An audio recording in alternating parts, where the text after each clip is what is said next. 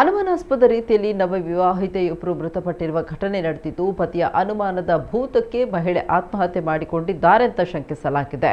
ಈ ಘಟನೆ ಚಿಕ್ಕಬಳ್ಳಾಪುರದಲ್ಲಿ ನಡೆದಿದ್ದು, 30 ವರ್ಷದ ರೂಪಾ ಮೃತ ಮಹಿಳೆ. 5 ತಿಂಗಳ ಹಿಂದೆಯಷ್ಟೇ ಈಕೆ ಮುನಿರಾಜು ಎಂಬಾತನನ್ನ ಮದುವೆಯಾಗಿತ್ತು. ಆದರೆ ಈಗ ಆಕೆ ನೇಣು ಬಿಗಿದ ಸ್ಥಿತಿಯಲ್ಲಿ ಶವವಾಗಿ ಪತ್ತೆಯಾಗಿದ್ದಾಳೆ. ಮಗಳ ಸಾವಿನಿಂದ ಕಂಗಾಲಾಗಿರುವ ಪೋಷಕರು ಅಳಿಯ ಮುನಿರಾಜು ವಿರುದ್ಧ ಕೊಲೆ ಆರೋಪ ಮಾಡಿದ್ದಾರೆ. ಅಷ್ಟೇ ಅಲ್ಲದೆ ಶವಕಾರದ ಬಳಿ ಆತನ ತಾಯಿಗೆ ಹಿಡಿ ಶಾಪವನ್ನ ಹಾಕಿ ಆಕ್ರೋಶ ವ್ಯಕ್ತಪಡಿಸಿದ್ದಾರೆ. ಇನ್ನು ಪ್ರಕರಣ ದಾಖಲಿಸಿಕೊಂಡ ಪೊಲೀಸರು ತನಿಖೆ ನಡೆಸಿದ ಬಳಿಕ ಈ ಸಾವು ಆತ್ಮಹತ್ಯೆಯೋ ಅಥವಾ ಕೊಲೆಯೋ ಎಂಬುದು ಬಹಿರಂಗಗೊಳಿಸಲಿದೆ.